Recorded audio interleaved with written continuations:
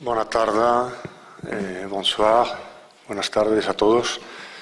Como ha dicho el que me ha presentado, para una persona que ama la montaña como yo, cuyo país es el Pirineo, lo que pasa es que yo estoy en el otro extremo, pues venir aquí es un gusto. Agradezco mucho a María Ángeles y al Gobierno de Andorra y a los organizadores esta invitación. Bueno, un profesor mío me decía una vez, cuando yo empezaba a dar mis primeras conferencias, me decía: tú primero di lo que quieres decir y luego intenta decirlo con el tiempo, ¿no? Entonces, es mejor avisar la tesis que uno quiere sostener, no vaya a ser que luego ya me pierda en razonamientos, en elucubraciones, porque yo soy un filósofo y ya se sabe qué defectos solemos tener, ¿no? Menos el presidente del Parlamento. No suele ocurrir que nos vamos por las ramas, ¿no? Entonces, la tesis que yo quiero desarrollar ahora es la siguiente. Hemos vivido durante muchos años con la ilusión de que la economía era una ciencia exacta y la política una ocupación frívola, un poco menos, inexacta, ambigua, caprichosa. Creo que la crisis económica ha puesto de manifiesto dos cosas. Primero, que ese mundo no era tan exacto. Lo que le ha faltado a la economía es sentido de la realidad. Esos que dicen que gestionan la realidad, no, han sido muy poco realistas. Y, en cambio, la política está siendo reclamada para intervenir. El problema es que esa política que tiene que intervenir no lo puede hacer a la manera tradicional, como lo ha venido haciendo hasta ahora, sino de una manera mucho más imaginativa, más inteligente, más compleja de lo que estamos acostumbrados. Bueno, entonces, esta es mi tesis. Si alguno tiene muchas cosas que hacer, se puede levantar, se puede ir, y si a alguno no le convence la tesis, incluso, yo no me enfadaré. Si alguno cree que esto o le da vergüenza ya levantarse, o cree que la explicación de todo esto puede ser interesante, pues se puede quedar 3/4 de hora y la voy a tratar de explicar, ¿no? Bueno, la política efectivamente es una actividad inexacta. ¿Por qué? Porque la política tiene que ver con el gobierno de la totalidad social. Y la totalidad social es una cosa tremendamente compleja. Hay muchas veces, por ejemplo, todas las decisiones que tienen que ver con la gobernanza financiera, con los riesgos ecológicos o con otro tipo de riesgos, requieren una visión de conjunto. Tomar en cuenta cualquiera que tenga experiencia en la política lo puede comprobar y acreditar, tener en cuenta una cantidad de factores enormes, entre los cuales, por supuesto, está el juicio de los expertos y entre ellos el juicio de los economistas, ¿no? Pero, en última instancia, las grandes decisiones de la humanidad, las grandes decisiones que se toman a través de la política, son decisiones inexactas. Son decisiones que no están precedidas por una argumentación inapelable, indiscutible, ¿no? Cuando los seres humanos deliberamos, discutimos, pedimos la opinión a los expertos y al final seguimos sin saber lo que hay que hacer, entonces es cuando hacemos política. Eso es la política, lo que viene cuando no sabemos lo que hay que hacer. Bueno, pues uno de los fallos que explica la actual crisis económica es precisamente, como es bien sabido, no descubro nada nuevo, la debilidad, incluso la torpeza de la política a la hora de establecer una regulación de los riesgos vinculados a determinadas ingenierías financieras. No ha habido un contrapeso político, una inteligencia política, frente a un sistema financiero y a un sistema económico en general confiado en su propia exactitud. Incluso a veces el hecho mismo de presentar los asuntos financieros y económicos como especialmente complejos es uno de los factores, o ha sido una estrategia, que ha contribuido a despolitizarlos, ¿no? No, esto ya sabemos nosotros, los agentes económicos, lo que es, sabemos cómo funciona, no hace falta que pase la política por aquí, ¿no? Es decir, ha habido una despolitización consciente de los asuntos económicos y, por tanto, esos asuntos económicos han sido sustraídos a la pública discusión. Se ha discutido muy poco de la economía, o por lo menos se ha discutido menos de lo que se tenía que haber discutido.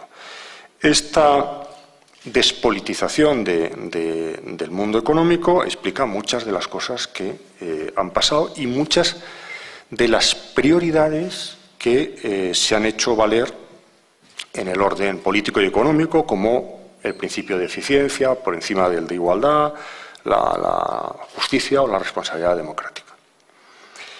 Los Estados han querido imaginar que un sistema abierto sobre la innovación, como es la economía contemporánea, la economía de mercado, podía desarrollarse sin riesgo de crisis sistémica, algo que está en el corazón de tal sistema, de un sistema de economía de mercado, aunque solo sea por la posibilidad de errores personales, colectivos y sobre todo de concatenación de errores que es intrínseca a un sistema de este estilo. La crisis nos recuerda, entre otras cosas, la persistencia de estos riesgos sistémicos y los límites de la cultura financiera de estos últimos 30 años. Es como si, desgraciadamente, la economía no tuviera procedimientos para darse cuenta de estos fallos más que a través de los fenómenos de crisis. Yo creo, y lo digo así como introducción a mi exposición, que estos riesgos solo se pueden anticipar y de manera bastante limitada, aceptando que la economía es una ciencia humana, como diría Nietzsche en otro contexto, demasiado humana. O aceptamos esto y, por tanto, la economía no es una ciencia exacta, o no habrá manera de construir un mundo diferente. Bien, yo creo que la primera exigencia de cuyo incumplimiento ha resultado la crisis actual es el conocimiento, la medición y la prevención de los riesgos. En el caso concreto de la reciente crisis económica, la irresponsabilidad ha comenzado precisamente aquí, con un sistema político y un sistema económico en general muy poco capaz de medir, prever y anticiparse frente a los riesgos sistémicos. Han funcionado muy mal todos esos sistemas que teníamos de advertencia y de prevención de riesgos. Esta falta de anticipación, esto me gustaría subrayarlo, porque a veces creo que no se atiende suficientemente. Esta falta de anticipación en relación con los riesgos no es tanto un problema moral o político, como una grave deficiencia cognoscitiva. Yo recuerdo cuando detuvieron a Madoff, recordarán todos, ¿no?, que todos sentimos una especie de alivio, ¿no? Me acuerdo yo viendo el telediario y dije, por fin han detenido al culpable de la crisis. Y nos sentimos todos un poco aliviados, a partir de ahora el mundo será más justo, ¿no? Yo creo que ha habido demasiadas explicaciones de la crisis morales, y pocas explicaciones de la crisis epistemológicas o cognitivas. Es decir, aquí hay un problema de conocimiento. No es el único problema que hay, pero esa dimensión cognitiva del problema yo creo que ha sido poco destacada, ¿no? Bien, entonces, una de las cosas que me preocupa a mí a la hora de interpretar la crisis es precisamente esto, ¿no?, que tenemos una historia saturada de burbujas especulativas con consecuencias desastrosas y no hemos sacado las consecuencias correspondientes, ¿no? Tenemos muy reciente, por ejemplo, la crisis de la llamada nueva economía y no hemos aprendido la lección cuando entonces se nos prometía un futuro esperanzador, ¿no? Probablemente pasa que cuando domina la euforia financiera, la hipótesis de una crisis parece algo lejano y, por tanto, es incapaz de suscitar las reacciones que debería provocar la prudencia, ¿no? Yo creo que la primera explicación antropológica de esta inadvertencia, ¿por qué no se han advertido bien los riesgos inherentes a nuestro modelo económico? Hay una primera explicación, antropológica la llamaría, que es que en general los portadores de malas noticias no son nunca bienvenidos. Pero hay también una explicación ideológica, no tanto antropológica, ideológica, y es que los defensores de la teoría de la eficacia financiera llevan mucho tiempo diciendo que el mercado no se equivoca nunca y defendiendo la sabiduría de las masas, título de un famoso famoso libro, ¿no? Con una especie de, bueno, una confianza casi mágica en la autorregulación de los operadores o en la disciplina de los mercados, expresiones, por cierto, que hasta fecha muy reciente se utilizaban con gran profusión, ¿no?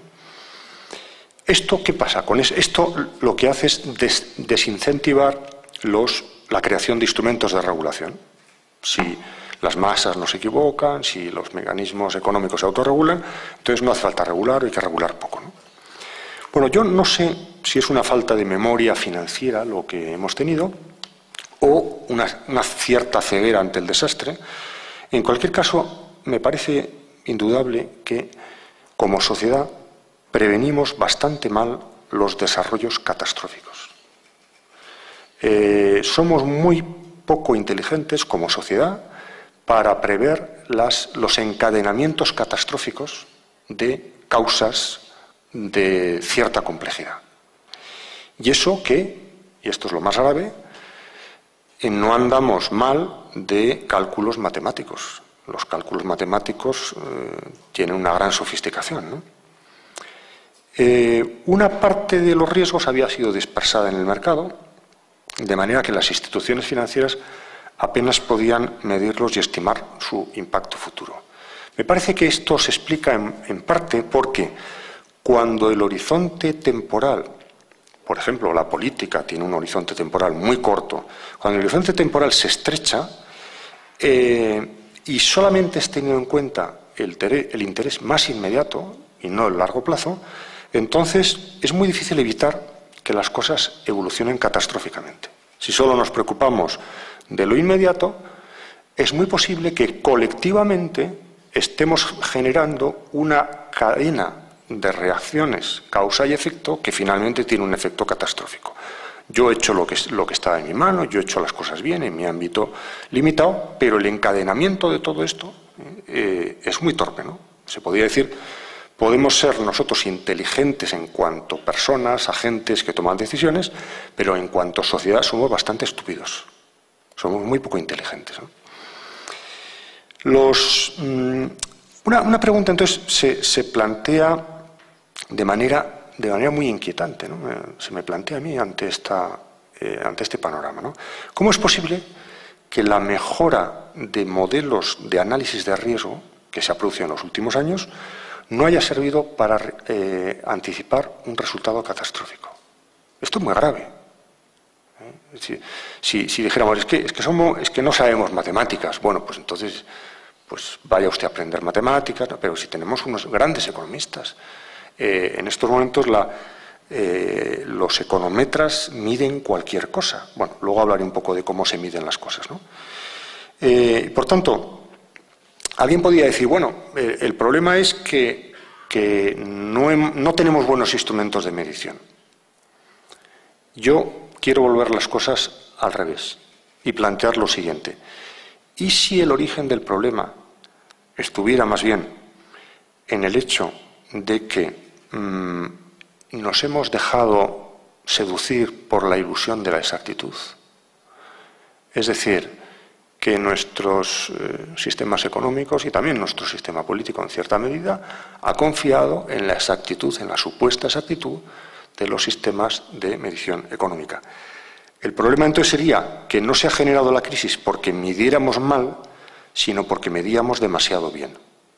Lo digo un poco paradójicamente, luego lo explicaré, porque no es exactamente así, ¿eh? Es decir, la crisis económica entonces ha salido de unos cálculos, ha tenido su origen en unas mediaciones que presumían de una exactitud que no están en condiciones de proporcionar. No hay, el avance de los modelos matemáticos no nos debería llevar a dejarnos seducir por la idea de que con ello se suprime cualquier incertidumbre. Creo que es un grave error pensar que con los instrumentos de modelización matemática de los que disponemos, el mundo que configuramos es un mundo más cierto. No. Entramos en una era de mayor incertidumbre que debe ser gestionada de otra manera, ¿no? De hecho, hay cada vez más voces, no me voy a extender mucho en esta cuestión, que advierten de los límites inherentes a todo sistema de medición. Cuando uno está midiendo una cosa, está simplificando, la fiabilidad de las previsiones es limitada. En fin, creo que es necesario un ejercicio de modestia cognoscitiva. Perdonen si hablo un poco, yo soy filósofo, ya esto nadie es perfecto y ya no tiene remedio. Si digo en términos un poco abstractos, como decía un profesor mío, la filosofía es decir lo que todo el mundo sabe de un modo que nadie entiende, ¿no? Bueno, voy a decir cosas un poco elementales, pero a lo mejor de una manera un poco abstracta, ¿no? Es decir, en el fondo todos sabemos que cualquier medición es una medición imprecisa, que tiene ciertos factores de simplificación. Y mi hipótesis es la siguiente. Hemos estado 30 años gobernados por unas personas que no reconocían ninguna modestia a sus cálculos y a sus mediciones. Y viene ahora ahora es el momento de la gente que se dedica a gestionar, a medir, a hacer política con la inexactitud. Esto dicho así de una manera un poco abstracta. Luego ya cada uno lo aplica como quiera, ¿no? Bueno, para ilustrar esto se podría citar, por ejemplo, todo el debate actual, el enorme debate acerca de los sistemas de los principios contables, por ejemplo, ¿no? Desde el caso Enron, ¿no? Ya tenemos esa discusión, o la inexactitud de las estadísticas, o qué miden exactamente nuestros sistemas de medición, qué significa el PIB. Es que a lo mejor eso del PIB tampoco es tan relevante, ¿no? Bien, nos hace falta, por tanto, de entrada, una revolución epistemológica para abandonar la ilusión de que vivimos en un mundo calculable, en un mundo exacto. No, eso ya no es así. Un mundo cuya exactitud sería resultado de la aplicación de métodos científico-matemáticos, de métodos exactos, a las realidades sociales, ¿no? Este modelo, el modelo de las ciencias físico-matemáticas, debe su exactitud a que mide, ¿qué? Mide realidades objetivas, es decir, exteriores a los sujetos, pero el modelo de las ciencias naturales es muy limitado a la hora de calcular comportamientos humanos, como por ejemplo el sistema financiero, que no es algo exterior a la sociedad, que pudiera ser controlado por el saber y la tecnología, sino que resulta de una interacción muy compleja de nuestras acciones. Los cálculos de probabilidad son muy problemáticos cuando conciernen a comportamientos humanos, como es el caso de los mercados financieros, en los que se reflejan opciones, expectativas, miedos humanos, de manera que no pueden ser tratados como si fueran magnitudes objetivas. Por eso creo que, como decía antes, la economía tiene que volver a ser considerada como una ciencia humana, es decir, como una ciencia en la cual no hay una separación absoluta entre el sujeto y el objeto de la investigación. Por tanto, que no es una ciencia exacta. Hemos analizado, a mi juicio, los riesgos, menospreciando que en ellos lo decisivo es la significación, el sentido. Algo es arriesgado en función del significado que tenga. Y el significado es algo mucho más complejo, ¿no? Es un error manejarlos como si se tratara de una realidad física, desconociendo que la subjetividad se infiltra siempre en todas las relaciones sociales de los agentes, ¿no? ¿Por qué hemos sido demasiado eufóricos antes de la crisis y por qué ahora probablemente nos estemos pasando en la desconfianza? Bueno, pues porque las sociedades humanas funcionan así. Eso tiene una lógica que es distinta de la lógica de los modelos exactos, ¿no? Yo creo que esta perspectiva epistemológica es extremadamente importante, ¿no? ¿Por qué? Pues porque la mayor parte de los riesgos tienen un componente interpretativo, que se apoya en una interpretación de la economía. Por eso me parece que confiar en la estimación que de los riesgos hace el mercado o hace la opinión pública general, eso es lo que hace el mercado, ¿no? Es una falta de lógica. ¿Por qué? Pues porque la mayor parte, aquí hay una paradoja, ¿no? Y es que la mayor parte de los que intervienen, la estamos sufriendo estos días, ¿no? A propósito de las agencias de rating, ¿no? La mayor parte de los que intervienen en el mercado intervienen apoyados en las predicciones y en las mediciones que hacen las agencias de rating. Pero las agencias de rating se basan en lo que el mercado establece. Aquí hay una especie de círculo vicioso, de tal manera que el sistema económico no aporta nada novedoso a la percepción, a la comprensión de cada uno. No nos permite ver el interés general más allá del interés estrecho, ¿no? Creo que, dicho de otra manera, en la economía liberal de mercado no hay racionalidad en materia de riesgos más que para situaciones perfectamente calibradas y estadísticamente determinadas. Pero lo que la crisis ha puesto de manifiesto es precisamente el error de extrapolar ciertas creencias del libre cambio a bienes abstractos que incluyen una interpretación del futuro. Para la interpretación del futuro hace falta más política y menos mercado, en esa dimensión, ¿no? El mercado no juega bien el papel de sujeto interpretante en los casos que son dudosos o en los casos de una gran incertidumbre porque están abiertos de una manera especialmente grave hacia el futuro, ¿no? Por eso, en materia de finanzas, lo que se ha puesto de manifiesto es que son los límites de la modelización probabilista. Matematizando los riesgos financieros se ha pretendido modelizar todas las interpretaciones posibles de una situación. Pero en un mundo de tanta densidad como el nuestro, la idea de causalidad ha perdido su capacidad de resolver problemas, la idea de causalidad exacta. Lo que se ha venido a llamar la creciente presencia de las incertidumbres ambiguas probablemente nos está dando el paso hacia una manera más compleja de entender el riesgo. Por ejemplo, en el caso de los productos financieros derivados, esos productos están basados en otros instrumentos financieros y a menudo combinan varios riesgos adicionales, de tal manera que el potencial de pérdidas no puede ser medido completamente. Es imposible, el mercado como tal es incapaz de relacionar entre sí todos los elementos relevantes del riesgo. Y esto hace enormemente difícil asesorar con precisión en relación acerca de los riesgos de determinadas operaciones. ¿Eso lo puede hacer la política mejor? Pues con gran dificultad también, pero ese es nuestro gran dilema, ¿no? Los cálculos matemáticos, pese a las precauciones metodológicas que suelen tomar, no tienen en cuenta, mejor dicho, los cálculos matemáticos tienen una tendencia a disimular las ignorancias.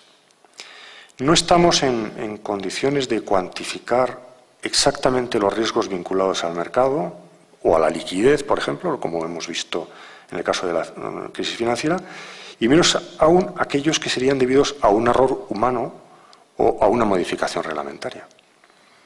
Es decir, la matematización solo es exacta para procesos en los que la interpretación juega un papel escaso, lo que no ocurre en el mercado financiero. Esta ilusión de que era posible medir absolutamente los riesgos ha ido acompañada por otra ilusión, otro sueño, que era el sueño de que estábamos en condiciones de minimizar esos riesgos. La idea, que así se ha vendido incluso, de un riesgo sin riesgo, es la ideología que sostiene la matemática financiera que está en el origen de la crisis actual. Esta expresión no es mía, no me la he inventado, así se ha utilizado. Riesgos sin riesgos. Yo te vendo riesgos sin riesgos. En cierta medida, la crisis financiera es consecuencia de una serie de instrumentos financieros que se desarrollaron para proporcionar nuevas formas de seguridad y que se apoyaban en cálculos de riesgos seguros. Lo que ahora se ha puesto de manifiesto es que estos cálculos no solamente eran inexactos, sino que además eran también peligrosos, ¿no?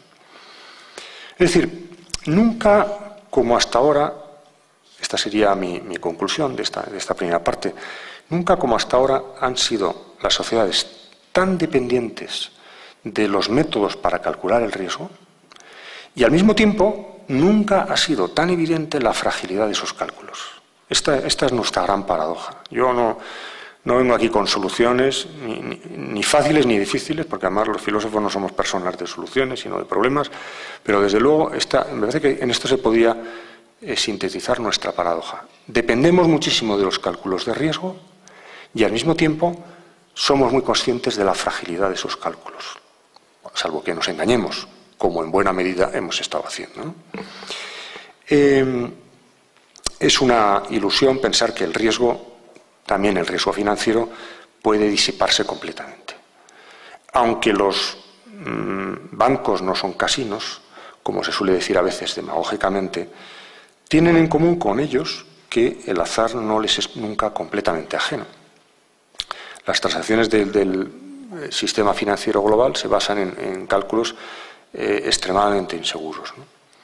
El mercado conoce volatilidades cuya dimensión no puede ser ni prevista ni eliminada. Y, por tanto, cuando desde una perspectiva de izquierda se dice hay que controlar a los mercados, a lo mejor a veces me parece que se está desconociendo que los mercados tienen que ser gobernados, que es una cosa diferente de controlados. Y gobernar es una actividad que incluye también un elemento de incertidumbre y de falta de previsión, ¿no?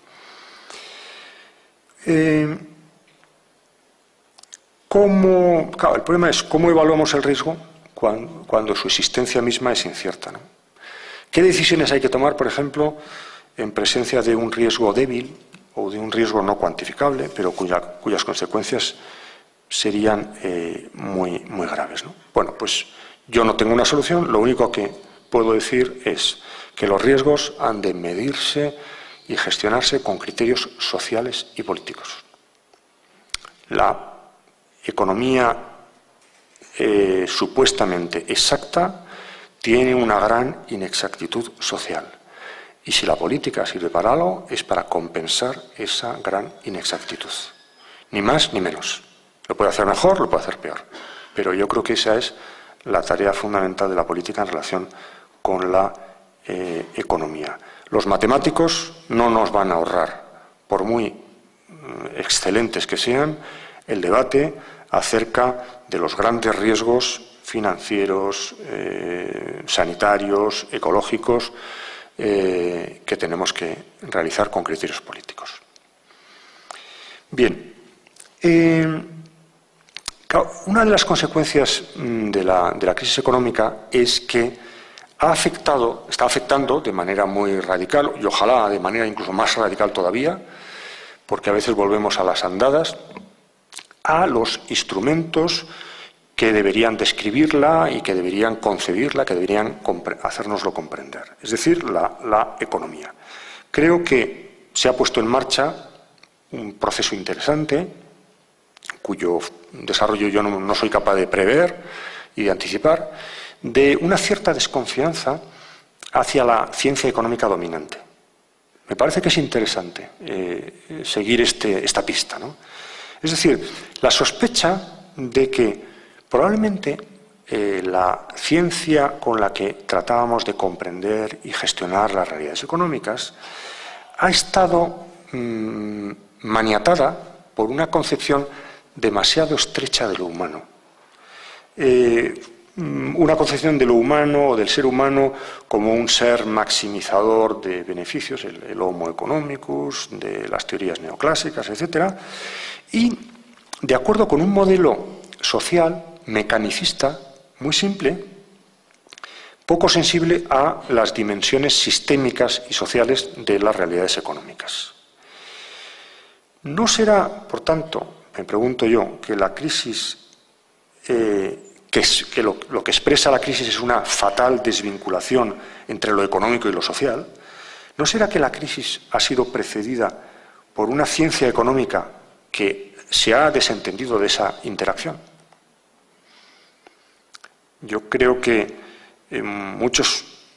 tienen razón muchos economistas y muchos sociólogos y politólogos y filósofos que han señalado que la reciente crisis financiera tiene su origen en la evolución de la ciencia económica más o menos a partir de los años 70 del siglo pasado. Insisto, hay mucha explicación de la crisis económica a partir de la codicia humana, del deseo de ganancias, que yo no voy a cuestionar, pero me gustaría subrayar este otro aspecto a veces menos advertido, y es el tremendo error conceptual, epistemológico y científico. Las teorías no son inofensivas, y creo que las teorías económicas dominantes en estos últimos 50 años han estado profundamente equivocadas. No han sido capaces de elaborar una teoría correcta del mercado. Han construido una representación del mercado muy abstracta como un mecanismo casi perfecto de autorregulación. Por eso no creo que esté triunfando ahora el mercado cuando se habla de las medidas que los gobiernos en Europa están tomando. No está triunfando el mercado. En todo caso, lo que puede estar volviendo es una cierta idea reducida del mercado, como si el mercado no fuera una institución social, ¿no? Bueno, yo creo que lo que deberíamos cuestionar es esa verdad incontestable de la racionalidad de los agentes, de la eficiencia de los mercados y, por tanto, ese enfoque de los asuntos económicos como algo completamente abstraído del entorno social. Los mercados no son eso, son algo más complejo. Por eso, bueno, yo creo que la crisis económica nos plantea diversos ejercicios de responsabilidad. Concretamente, a los economistas les ofrece la posibilidad de dirigir una mirada menos complaciente sobre su profesión. Si hay aquí economistas que me disculpen, porque soy un filósofo que se entromete en huerto ajeno y además no me quiero meter con ellos, pero creo que los economistas están obligados, como cualquier mortal, por otra parte, a mirar con menos complacencia su propia profesión, a tener en cuenta que algunas de sus principales perplejidades se deben a la inercia de una construcción epistemológica que estructura poderosamente su práctica, especialmente cuando han sucumbido a esa tentación de estar ofreciendo un modelo exacto e hiperespecializado. Yo me atrevería a sintetizar esta situación de la ciencia económica en el momento actual de la siguiente manera. Yo creo que la pretensión de la ciencia económica de constituirse como un saber exacto e hiperespecializado se ha traducido en una pérdida de la capacidad que es necesaria para comprender la complejidad social de las realidades económicas. Repito, porque esta frase me ha quedado bastante bien. La pretensión de la economía de constituirse como un saber exacto e hiperespecializado se traduce en una pérdida de la capacidad que sería necesaria para comprender la complejidad social de las realidades económicas. Está bien la frase, ¿no? Así. Bueno, la economía ha perdido, junto con su carácter de ciencia social, ha dejado de ser una ciencia social. El otro día me decía un colega mío, un amigo mío de la universidad, de la Facultad de Económicas, me decía, no te puedes imaginar, me decía de manera divertida, me decía, los economistas de letras, como yo, me decía, los economistas de letras hemos sido apartados, nos han mandado al ático de la facultad. Y esto se ha ido llenando de econometras, de gente exacta, que había hecho el doctorado no se sabe dónde, sí se sabe dónde, pero no lo voy a decir, y que nos han ido arrinconando, pensando que somos gente, nosotros, los de letras, que hacemos cosas que no tienen nada que ver con la realidad, ¿no? Y la realidad es lo que ellos miden con tanta precisión, ¿no? Bueno, lo que pasa es que en la medida en que la economía ha dejado de ser ciencia social, ha perdido, ciencia social, ciencia moral y ciencia política. Si uno coge, no sé, los escritos de Adam Smith, se encuentra que en el mismo libro se habla de economía, se habla de ciencia social, se habla de política, se habla de psicología, de todo, ¿no? Es decir, la economía no ha sido nunca una ciencia muy especializada, hasta muy recientemente, ¿no? Pues con esto, lo que la economía ha perdido es su capacidad crítica. Desde finales del 18, principios del 19, en la economía se hace presente un afán por parecerse cada vez más a la física, por ser algo así como la física de las realidades económicas.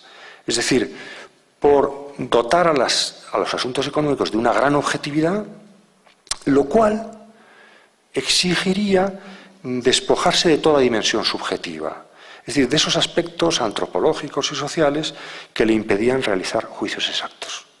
Lo que venían a decir estos fundadores ya de la economía clásica y neoclásica, lo que venían a decir es, si despojamos a la economía de toda dimensión de valor, de toda dimensión antropológica, de política y social, entonces conseguimos una ciencia exacta, ¿no?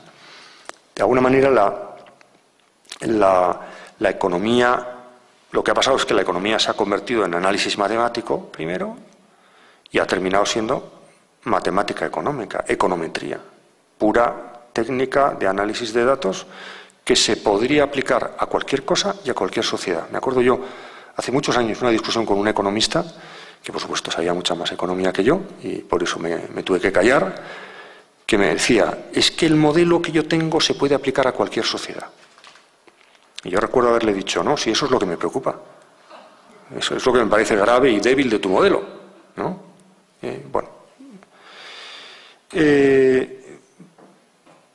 Yo creo que en cierto sentido, si se me permite ser así tan osado, pero yo creo que la crisis económica actual revela también una crisis de la división del trabajo entre los economistas. La división del trabajo que ha habido entre los economistas ha sido fatal. Y los políticos hablarán, hay que salir de la crisis haciendo no sé qué. Otros dirán que hay que salir de la crisis. Yo digo, hay que salir de la crisis revisando la división del trabajo en la ciencia económica. Y probablemente bajando a mis amigos economistas de letras del desván. Y discutiendo otra vez el reparto del territorio. Y cuestionando que esos sean los exactos y nosotros los inexactos. Y empezando a reconocer que probablemente todos gestionamos con mayor o menor dignidad una gran incertidumbre, ¿no? Bien. Al olvidar la dimensión social, la abstracción económica se ha convertido en una verdadera distracción. El afán de exactitud da lugar a una gran inexactitud social.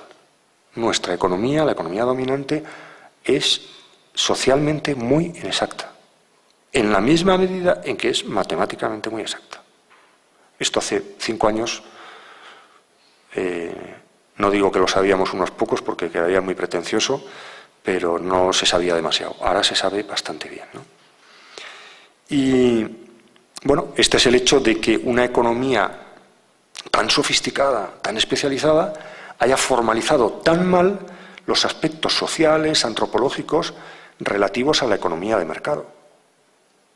Me decía un economista, amigo, hablando de estas cosas, me decía, oye, no te lo vas a creer, pero en mi facultad hay gente que no sabe que los gobiernos se eligen cada 4 años. Como queriéndome decir, es que hay gente de ciencia económica que no sabe que la economía se hace en un contexto político, con unas leyes, con unos parlamentos, con unas legislaturas, y se creen que esto es una especie de, no sé. Bueno, yo creo que esta hiperespecialización y esta división del trabajo ha llevado a una pérdida de inteligibilidad de las interdependencias que actúan en todo proceso económico. Porque todo proceso económico es un proceso social. Y por tanto, un proceso social es un proceso en el que hay una gran complejidad. Yo creo que aquí tenemos una primera contradicción que debería ser examinada críticamente. Por un lado, la representación que la economía tiene de sí misma la imagina como una ciencia dura, exacta, especializada, muy especializada. Bueno, bien, pero eso, supongamos que eso es así, pero entonces eso no es compatible con seguir manteniendo la vieja pretensión de la economía de mantener un discurso general sobre el orden social, el gobierno de los seres humanos o el destino de las naciones. Que ustedes se han especializado enormemente y lo miden todo con gran precisión, vale, supongamos que eso es verdad, pero entonces carecen usted del derecho de mantener un discurso general sobre el orden social. Lo que no puede ser las dos cosas al mismo tiempo. Yo creo que una parte de lo que ha sido el mundo neoliberal está corroído por esta contradicción. ¿Cuál es el precio que se paga por esa exactitud?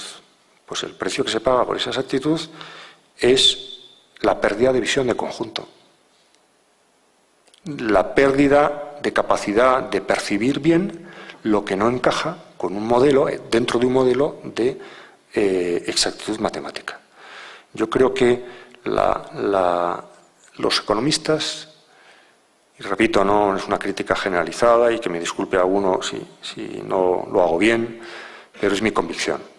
Los economistas han obtenido una gran precisión de sus modelos ¿a costa de qué? ¿Qué precio han pagado por la exactitud de sus modelos? Pues a costa de la verosimilitud de sus previsiones. Cuanto más exacto el modelo, menos verosímiles sus previsiones, ¿no? Esto no sería demasiado grave si este error lo comete un filósofo, no pasa nada, pero claro, cuando este error lo comete alguien que pretende dictar dónde deben ir las sociedades, el destino de las sociedades, etcétera, etcétera, entonces ya es más grave, ¿no?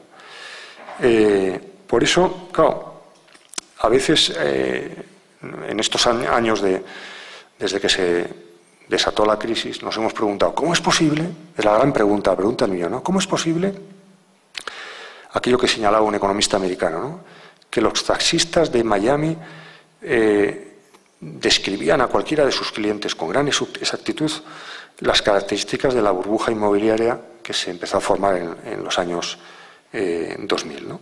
Y que los mejores expertos no lo supieran, ¿no? ¿Cómo es posible? Pues por esto. Probablemente quien con menos datos y con más sentido común pretendía una visión de conjunto resultaba más realista que quien estaba seducido, totalmente enamorado por su modelo de absoluta exactitud, ¿no? Es una paradoja y es una realidad bien triste.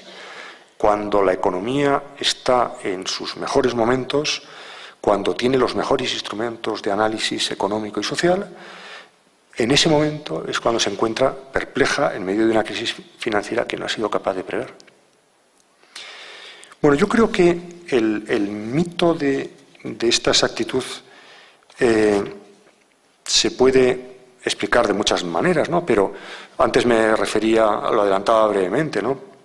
El ejemplo significativo de lo que podríamos llamar la ingenuidad contable, ¿no? Esa especie de neutralidad fotográfica que pretendía la contabilidad hasta el caso Enron, en el cual se revela los límites de unos principios contables salidos de la época de la Revolución Industrial, ¿no? Yo me atrevería a decir esto, a sintetizar esta idea diciendo que no sabemos muy bien, o sea, lo que nos pasa es que no sabemos muy bien qué medimos exactamente. Estamos midiendo una cosa exactamente, pero no sabemos muy bien qué es esa cosa. ¿Se entiende la idea? Que alguien es un poco paradójica, ¿no? Que alguien esté midiendo algo con gran exactitud, pero si le preguntas, bueno, ¿y eso qué es? ¿Y qué significa? Dice, no lo sé. Esta sería la paradoja en la que nos encontramos, ¿no? Bueno, no me voy a tener mucho en esto, pero todo en torno a esta cuestión gira todo, por ejemplo, toda la discusión en torno a los nuevos indicadores de riqueza. Bueno, el hecho, por ejemplo, de que valoremos el medio ambiente, la seguridad, el dinamismo cultural o la gratificación de vivir una sociedad justa e igualitaria, pone de manifiesto que nuestro bienestar subjetivo depende de bienes que no están exactamente dentro del mercado, de valores, de recursos, productos o servicios cuyo valor de uso no puede ser correctamente reflejado por el valor de cambio. Con lo cual, convendría que examináramos a qué estamos llamando una sociedad rica o una sociedad pobre, cuáles son los criterios. Yo creo que, desconozco cómo ha ido esto, exactamente, pero creo que esto está en el origen de la Comisión Stiglitz, ¿no? Si no me equivoco, ¿no? En Francia, ¿no? Es decir, la idea de que probablemente el modelo de cálculo del PIB sea un modelo bastante poco objetivo a la hora de medir el bienestar, etcétera, ¿no? Por tanto, yo creo que las teorías económicas dominantes o de estricta observancia o de ortodoxia tienden a ignorar a las otras ciencias sociales o a absorberlas, la psicología, la filosofía, por supuesto, en fin, en el caso de la filosofía les podemos disculpar, pero prescindir de la sociología, prescindir de la ciencia política, de la psicología, es mucho prescindir, ¿no? Creo que la ciencia económica ha intentado poner entre paréntesis la naturaleza profundamente subjetiva de los comportamientos económicos con el objeto de asegurar sus pretensiones de ciencia exacta y favorecer el desarrollo de su matematización. Bueno, yo creo que esto es algo que debemos revisar y me permito sugerir que probablemente lo que estemos o deberíamos estar es en la vuelta a lo que se podría denominar una economía de las pasiones. Frente a esa economía del cálculo exacto, ¿por qué no volvemos a pensar la economía en el contexto emocional, en el contexto de las pasiones? No me da mucho tiempo a explicar esto, pero por lo menos brevemente sí que quisiera decir alguna cosa, ¿no? Es decir, me parece percibir un deseo de recuperar una visión integral de la economía como una realidad antropológica y social articulada con otras dimensiones del ser humano y con otras ciencias sociales y políticas, más allá de esos modelos abstractos al uso. El retorno de las pasiones al vocabulario económico, por ejemplo, que nos encontramos, tal como nos lo encontrábamos en Adam Smith, que situaba la economía en un contexto antropológico. Creo no equivocarme si aseguro que entre los economistas, por lo poco que yo sé, entre los economistas que menos se han equivocado acerca de la crisis, están lo que yo denomino heterodoxamente, bueno, siguiendo a este amigo mío, los economistas de letras. Es decir, aquellos que han hecho ciencia económica con un mayor contacto, con una mayor vecindad, una vecindad más estrecha con las ciencias afines. Y quienes más se han equivocado son los que han hecho una economía más pura. Todos los que han cuestionado la hipótesis, por ejemplo, todos aquellos que por saber psicología, por saber no solo matemáticas, sino también ciencia política, por saber sociología, por saber filosofía, han cuestionado la hipótesis neoclásica desde hace tiempo de que los participantes en el mercado disponían de una información perfecta. O todos aquellos economistas que han llamado la atención sobre la importancia de considerar los fenómenos de economía gregaria a la hora de explicar los fenómenos económicos. Que hay mucho gregarismo en la sociedad, evidentemente, ¿no?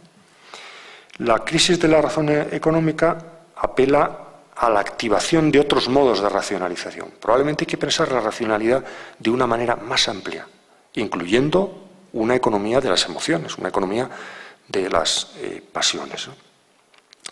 Creo que la autonomización de la economía como disciplina académica y como disciplina académica exacta, precisa, matematizada, ha estrechado ingenuamente el cambio económico y que frente a esto, esta sería mi conclusión, hay que volver a una ciencia económica, social, histórica, una ciencia económica que recupere su alianza con la filosofía social y política y que vuelva a entender la modelización matemática de una manera instrumental, de nada más que instrumental, que no es poco.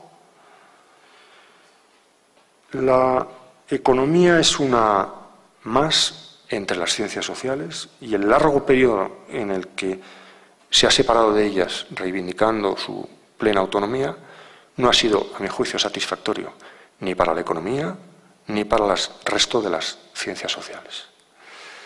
La complejidad, es verdad que la complejidad creciente de los asuntos económicos justifica también una creciente especialización. Lo hay en todas las ciencias. Pero esto no se debe hacer al precio de perder de vista el lugar que la economía ocupa en el conjunto de los instrumentos de explicación de las realidades humanas y sociales, especialmente cuando tiene que ver el asunto con las relaciones entre la economía y la política. Creo que es hora de volver a quienes han considerado siempre la economía, entre los liberales y entre los socialistas, me da igual, como una ciencia social y no como una ciencia exacta. Así lo entendieron Adam Smith, Marx o Keynes, que tenían en común precisamente haber pensado la economía como un sistema de relaciones humanas y no como una simple colección de mercados yuxtapuestos.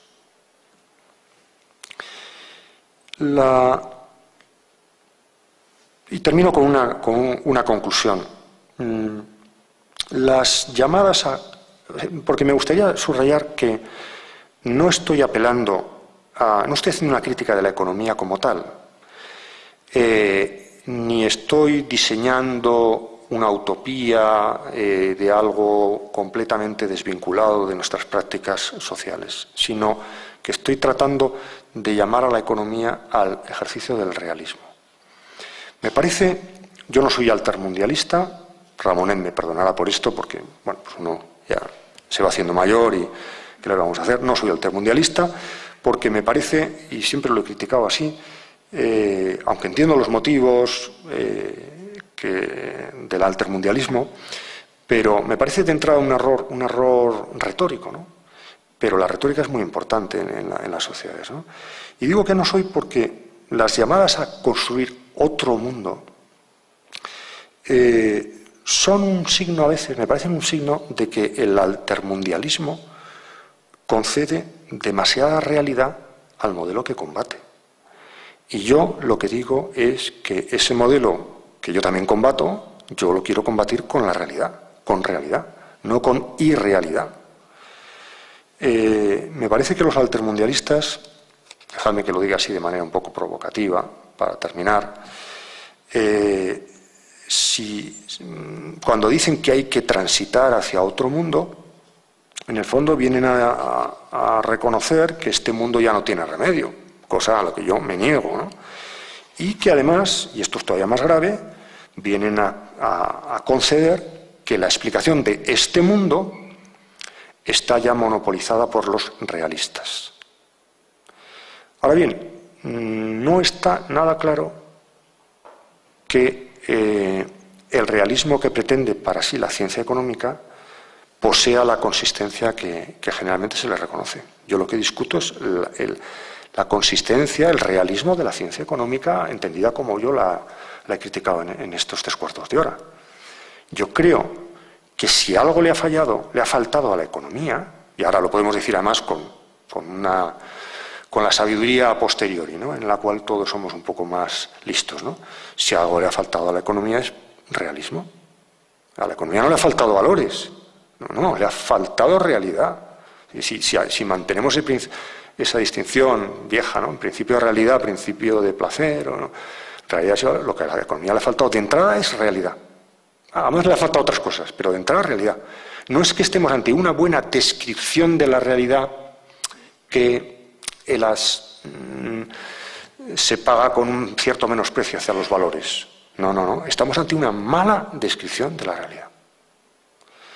Y además creo que hay un efecto perverso de esta crítica altermundialista que a veces acepta bastante bien la derecha neoliberal, ¿no? Y es que la apelación a la moral, la apelación excesiva a la moral, o muy rápida a la moral, como si esto fuera un problema moral, ¿no? Y yo, insisto, creo que es de entrada, antes que un problema moral, es un problema de conocimiento y de descripción de la realidad. No les voy a dar a los neoliberales ese privilegio de describir, tener el monopolio de la descripción de la realidad. a veces la apelación a la moral puede ser un buen contrapunto que casa muy bien con la lógica mercantil, ¿no? Creo que a veces los monopolizadores del llamado realismo económico, que luego no lo es tal, se pueden sentir bastante cómodos si quienes les critican no les plantan cara en el plano de la descripción de la realidad, sino en el plano de los valores. La crítica al capitalismo contemporáneo, si quiere ser más radical que moralizante, debe dirigirse de entrada a combatir el supuesto realismo de la ciencia económica dominante. Creo que no podemos continuar considerando, como afirmaba Popper, que solo nos cabe elegir entre astronomía y astrología, ¿no? Decía Popper, ¿no? Criticaba Popper ese, ¿no? Como si la gana le dice, bueno, tú quieres, o si quieres astronomía, vale, y si no, pues astrología, ¿no? ¿Y por qué? ¿Por qué me veo obligado a esto, ¿no? Es decir, ¿por qué solo puedo optar entre lo exacto y lo irracional, ¿no? Que es un poco el debate a veces tópico, tramitado a través de los medios de comunicación. ¿Tú que estás por el principio de realidad? Entonces eres de derechas, economista, crees en el mercado, o por el principio de placer, y entonces hablas de utopía, estás en los valores y tal, ¿no? Me decía un amigo mío, diputado socialista en Madrid, una vez le llamé, yo suelo llamar con mucha frecuencia, le suelo preguntar siempre, bueno, ¿qué tal estáis? Y una vez me dijo, pues mira, estamos bastante mal, porque solamente tenemos los valores correctos. Me dijo esto, y me ilustró mucho. Yo entendí lo que quería decir. Bueno, lo dejo en puntos suspensivos, ¿no? Creo que hoy lo más revolucionario es una buena teoría económica.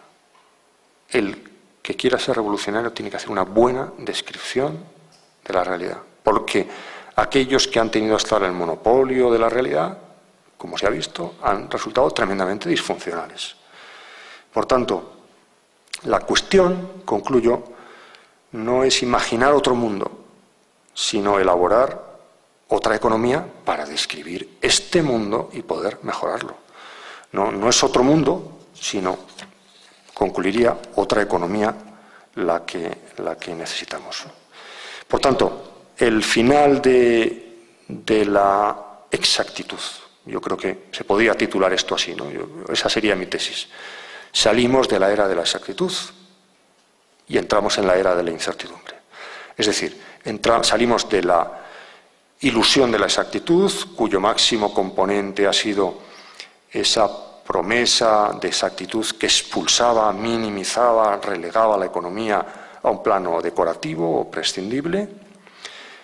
El final de esa época equivale con el retorno, con una nueva época que sería, a mi juicio, debería ser el retorno de la política.